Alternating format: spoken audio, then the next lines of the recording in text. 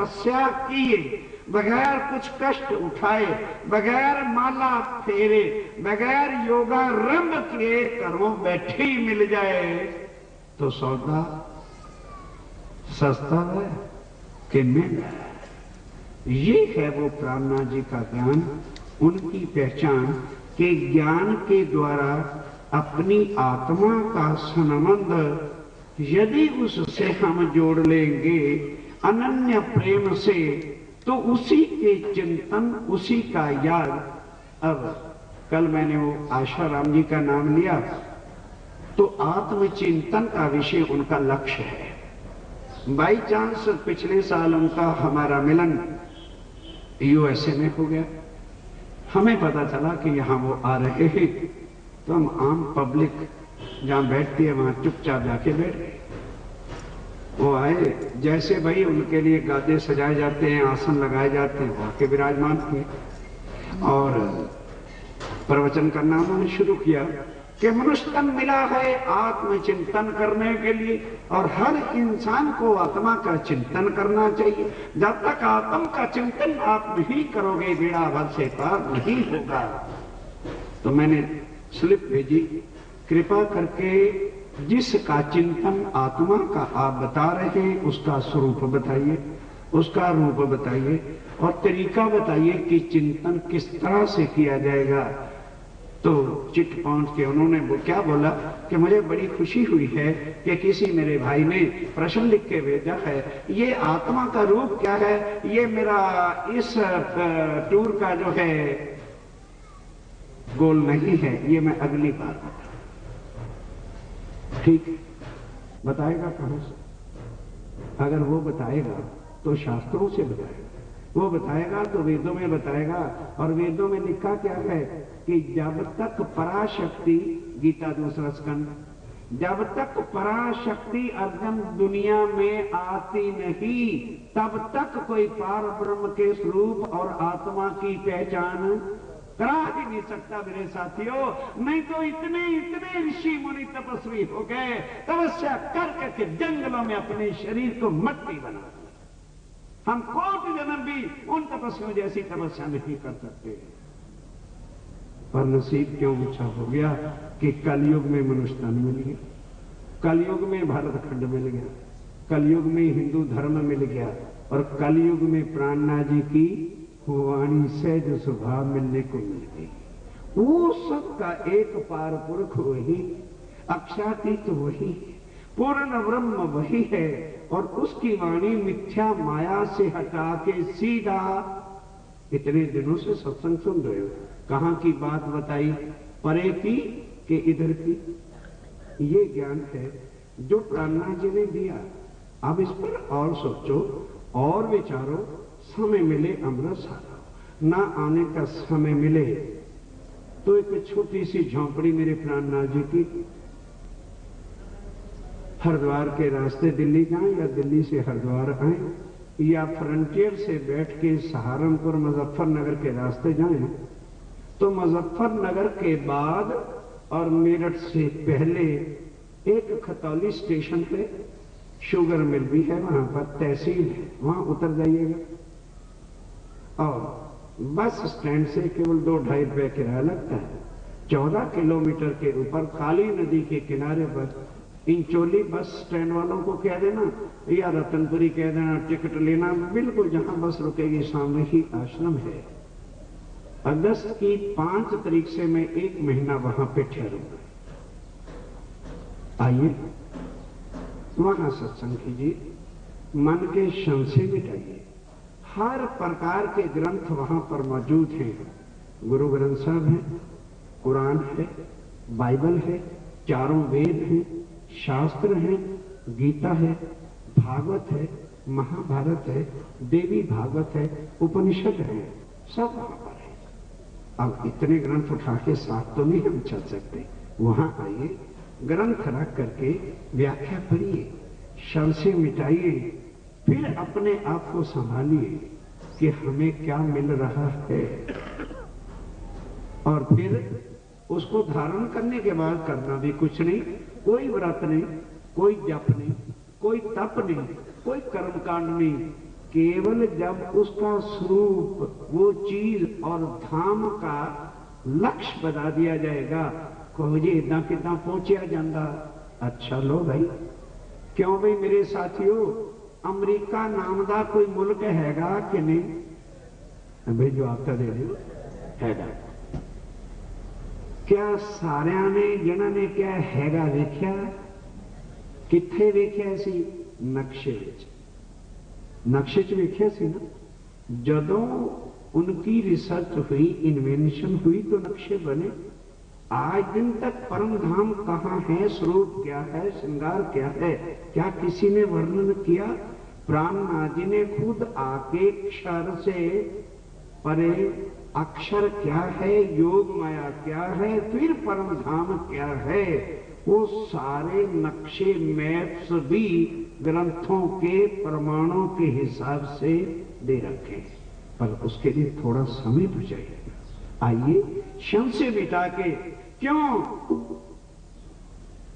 सोच समझ गुरु कीजे रे बाबा, सोच समझ गुरु कीजे, ये तो सौदा परम अमोलक निरख परख के लीजे।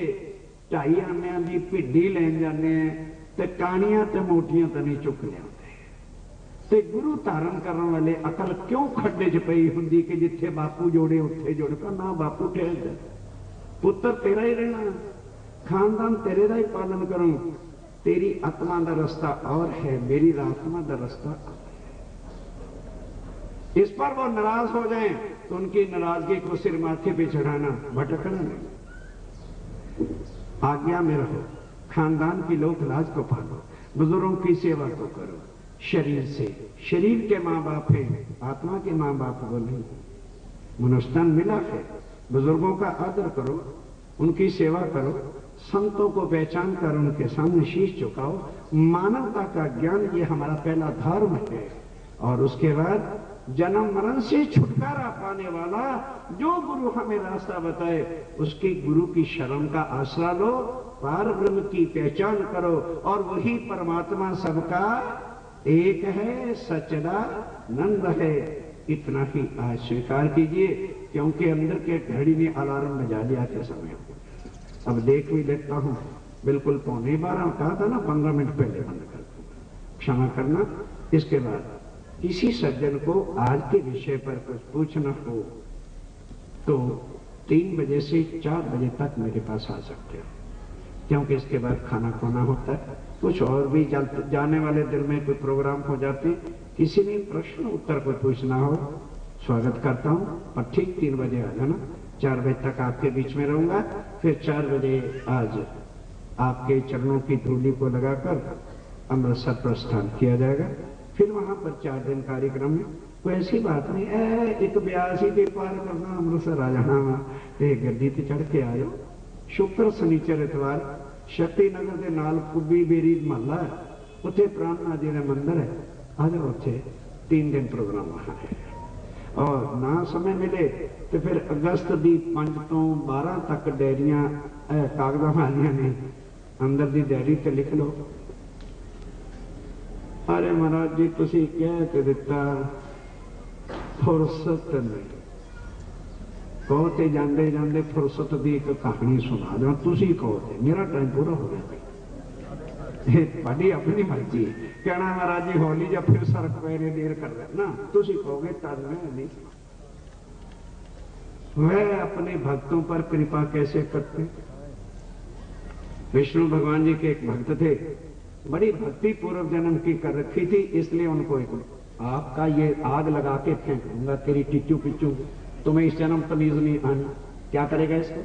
एक फोटो होगी 50 खींचने, अभी चल के बैठता हूं 1000 खींच लेना, सुरता टूटती। हाँ ध्यान दीजिए। अब परम भक्त थे, इस जन्म में सेठ बना दिया, भाई भक्ति की है सेठ बना। अब सेठ गया बन, एक फर्म, दूसरी फर्म, तीसरी फर्म, चौथी फर्म, मध्य पैसा बढ़ता जाता तो आदमी की दुकानें फर्में बढ़ती जाती हैं, कोई बड़ी सी बात नहीं। और जैसे फर्में बढ़ती चली गई, वो सेठ जी महाराज माया में फंस गए। विष्णु भगवान ने देखा कि तो भगत मर गया, अगले जन्म तेन नरक च जाना पैगा, एक पल भी फुरसत नहीं, कदे नाम सिमरन नहीं करता, कदे वो करता ही नहीं, बस माया ही माया करता है। भगत नूं निकालना चाहिए, दया करनी चाहिए इहदे ते। अब देखो भाई क्या होता। उन्होंने आके स्वयं विष्णु भगवान जहां वो भक्त रहते थे और जिस रास्ते थे वो अपनी फर्मों में फैक्ट्रियों में जाते थे, उसी रास्ते में एक छोटी सी नदी के किनारे पर अपनी चौपड़ी डाल के बैठ गए। और जब वो जाया करे ऋषि जी का रूप धारण करके, महाराज सेठ जी महाराज नमस्कार, और प्रणाम कर रहे हैं। अरे भाई हम भी, अरे महाराज जी आऊंगा आऊंगा, क्या करें महाराज जी, घोड़े को थाम ले, अरे महाराज जी आऊंगा आऊंगा, जरूर आऊंगा, परसों आऊंगा। अरे महाराज जी परसों आना तो था, वो फैक्ट्री में काम पड़ गया था, वहां चले गए थे। 2 महीने 4 हो गए, सेठ नूं फुरसत नहीं मिली। उन्होंने कहा अच्छा भी हम फुरसत करानी चाहिए। क्या किया, वो तो अंतर्यामी रूपी का रूप धारण कर लिया। ध्यान देना, सेठ जो ओरिजिनल था वो सवेरे 6 बजे लोटा लंगोटा लेके कच्चा वो बनियान तौलिया नदी पर नहाने जाता था। अब जैसे, ध्यान देना, अब स्टार्ट होती है हकीकत। जैसे असल सेठ नहाने के लिए गया तो विष्णु भगवान एक वैसा ही रूप धारण कर सकते हैं कि नहीं? अरे उनको बोला क्या देर लगती है, बिल्कुल डिट्टो रूप धारण करके वैसा ही सावा, वैसे लोटा, वैसा लंगोटा लेके आ गया। और नौकर 2 लठ लेके पहरे पर पहरे खड़े रहते थे।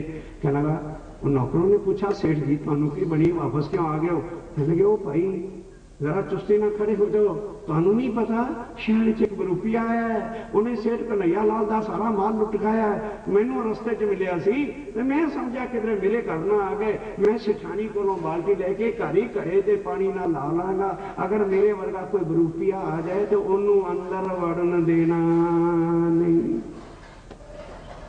अब चले गए सेठ जी अंदर। सेठानी ने कहा सेठ जी क्या बनी, आज नहाए नहीं? कहने लगे तुझे नहीं पता, एक रुपया आ गया, उसने फलां सेठ का घर लूट लिया, मैं इसलिए भागा भागा चला गया। तू तो है ही वैसी बुद्धो, और वो आके तिजोरी की चाबियां मांगता, तू निकाल के दे देती। खबरदार मेरे जैसा तू आए तो अंदर नहीं घुसने देना। बाल्टी ला पानी ठंडा कढ़ाई डाल दे, जैसा हूं मैं नहा लेता हूँ। नहा नु के सेठ जी की टोपी, सेठ जी का जाता है भाई, कद रूप ही जब सारा धारण कर लिया, उसकी टोपी टापी पहन के जहां वो अगरबत्ती जलाया करते थे, पाठ पूजा करने लग गए। अब असल सेठ जी महाराज नहा नू के जब आया, अरे ओम हरि ओम हरि ओम, आगे खड़े थे नौकर डंडा लिया, हरि ओम दे औलाद पीछे हट खड़ा हो, गोडे तोड़ देंगे। सेठ अरे नौकर मेरे और मैनू कहते पीछे हट के खड़ा हो, गोडे तोड़ दे। सेठ कहता ओ भाई कल्लू, ओ कल्लू दिया बच्चा पीछे हट के खड़ा होता, सानू पता है तू बरूपियां साढ़े सेठ नू लुटना है। की अकल कहां गई भाई? पै गए शहाट फेल दो होंगे नहीं सी, खड़ा रहा। कहता है भाई मेरा घर है यार, तुसी मेरे नौकर हो। कहना नौकर है कहां, कदों रख तेन दसने असी नौकरी किदां दी करनी। लगा रोन पिटन। सरपंच आ गया, गांव के मुखिया आ गए, गली के बड़े आंढ गुआंढ आ गए और आदमी आ गया। की गल है सेठ जी? कहते जी ये नौकर मेरे सी, ये कहते साडा असल सेठ अंदर बैठा। और जब सारी जनता पब्लिक आ गई, उन्होंने क्या बुला भाई तेरा केड़ा सेठ है? इनू असी जानने अच्छी तरह, साडे हत्थां पलिया, सानू रोज पैसे दिंदा, माल चलता, व्यापार है बड़ा वड्डा। वो असली सेठ ते बाहर खड़ा है ते विष्णु भगवान जी सेठ दे कपड़े पा, टोपी पा, हाथे मल, मुखिया जी नमस्कार कहने। अब मुखिया आते वेखे, होते वेखे, सारी पब्लिक है, एक जैसा रूप है, एक जैसा रंग है, एक जैसा वो है, भाषा एक जैसी, बोली एक जैसी, दोनों को इकट्ठा कर देता। भाई तुसी फैसला कर लो केड़े असली हो तो केड़े नकली हो। अब वो जो विष्णु भगवान है कहते जी इसमें कौन सी बड़ी बात है, आपको पता है पिछले साल मैंने लड़की की शादी की है। विष्णु भगवान बोल रहे, कहते हाँ जी की है। कहने लगे भाई अगर ये असली है तो इनू पूछ लो, इनकी लड़की की शादी हुई है तो कितना पैसा खर्च होया, सोने दे कितना लगा सी, कपड़ा किन्ने दे आया सी, बरात ते कितना खर्च होया सी, ते कुड़मा नू कितना दिता सी, ये दस देवे ते मकान इनदा, नहीं तो फिर सारा कुछ मेरा तो है ही है, ये बरूपिया जे ते इनके हथ गुड्डे तोड़ो। लोगों ने असली सेठ नू पूछा सेठ जी, कहने जी लगभग, क्योंकि सेठा का हिसाब कितने हुंदा, मुनीमा को उन्होंने लगभग ही कहना सी। मुनी उन्होंने पूछला किन्ना क लगा जी, 4 लाख लग गया, बाकी कुछ पता ही नहीं। तो कहना महाराज जो विष्णु भगवान है, कहता है जी हम तो यहाँ खड़े, 2 प्रधान चले जाओ, मुखिया लोग चले जाओ, मेरी नीले रंग की जेड़ी अंदर अलमारी पई है उनका दूजा खाना खोल लेना, हरे रंग की वही दे 54 पन्ने के उत्ते मेरी लड़की के ब्याह का सारा खर्चा लिखा, 70,000 का सोना आया, इन्ने दे कपड़े आए सी, इन्ना बरात ते खर्च होया सी, इन्ना असीं कुड़मां नूं दित्ता सी 3,96,725 रुपए, 2 नए पैसे खर्च हो सी। वही मंगाई पंचायत ने फड़ी, एक एक पैसा उनको तो पता है उनसे बोला क्या छुपा है, एक एक पैसा, एक एक टोटल जो बताया टोटल लगा पड़ा।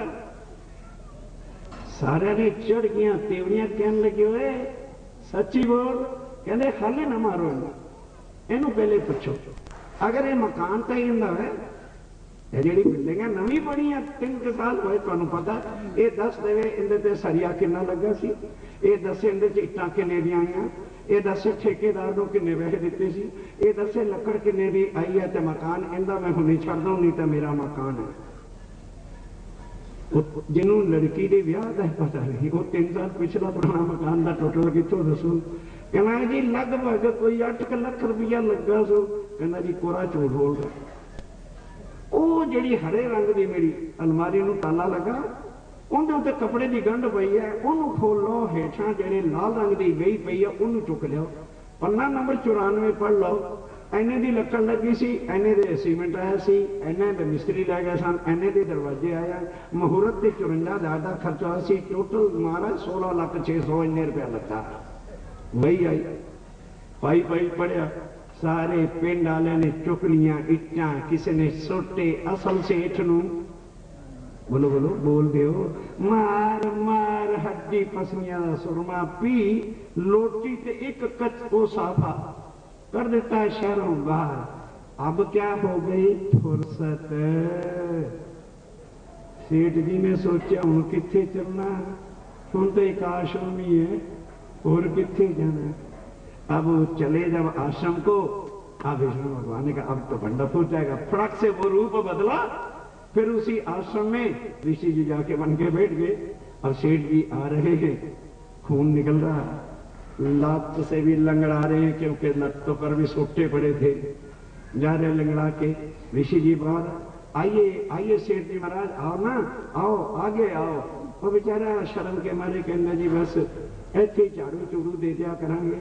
कहते सेठ जी महाराज ऐसी क्या बात है, कहना जी बस सेठ ना करो महाराज, हम सेठ ना करो। क्या हो गया, अरे भाई हम आपको रोज कहते थे आ जाया करो, तुम कहते थे फुर्सत नहीं, कहते जी बस हम सदा ले फुर्सत हुण ये तुसी दस लो सदा ले फुर्सत लेनी है कि 1 हफ्ते की फुर्सत लेके आ जाओगे, उदा ही कर दी, कढ़ना तुहानू जरूर है, या तो जलंधर आउंदे ने और तुसी इस पिंडाले च ना आउंदे, हुण तां तुहानू फुर्सत करनी पऊगी, राजी खुशी कर लो तो 1 हफ्ते दे नहीं समझ, राजी खुशी आ जाओ तो 1 हफ्ते नाल छुटकारा हो जाओगा, फिर कदे कदे जिदा वक्त मिलेगा मिलते रहेंगे, डरना ना। कोई सोचन गए भी मरे ये तो कोई जादू मेरे पास फकत प्यार ही प्यार है और कुछ, कोई रिद्धि सिद्धि, कोई जादूगरी, आपके चरणों की सेवा के लिए तड़पता रहता हूँ, आप आ जाएंगे 4 दिन आपकी सेवा करके शायद मेरा उद्धार, इतनी कृपा कर देना। उससे प्रार्थना है कि अगस्त की अवल तो यार ए अमृतसर का इतवार में छुट्टी होती नहीं, जितनी देर तक साडा आखिरी साह रहना है उन्नी दिन तक इन्होंने सानू फुर्सत होने देनी नहीं, धक्का मार के 2 दिन में इत्थे आ जाओ, फिर आश्रम में आ जाना, बस इतना ही स्वीकार करो। अब अर्जी बोलेंगे, प्रसाद लेंगे, फिर सबके चरणों में प्रार्थना। आज भंडारा है, भंडारे का प्रसाद अवश्य सारे लेके जाना, जंजकारी च व्यवस्था है, इतनी प्रार्थना स्वीकार। प्यार चलिए पिया जी तुम होते अर्ज करो मेरे पीव जी, हम जैसी तुम जिन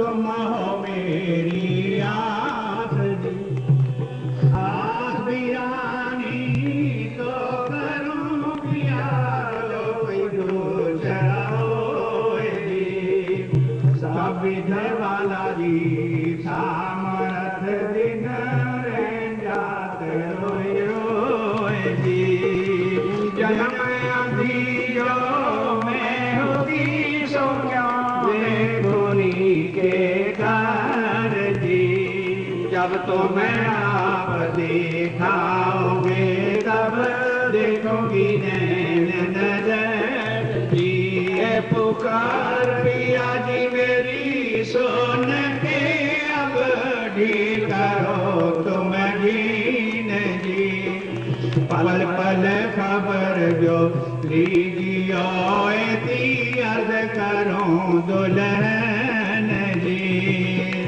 ऐसी अर्ज में तो करूं पिया भी पड़ी अंतराय जी, तो अंतर आड़ी टाल के दुलारी जे कंठ लगाए जी, कंठ कंठ लगाए के पिया कीजे हास विलास जी, वार जाए श्री इंद्रावती पिया राखो चरणों के पास जी, तुम दुल्हनी में क्या कहूँ किस बात जी, श्री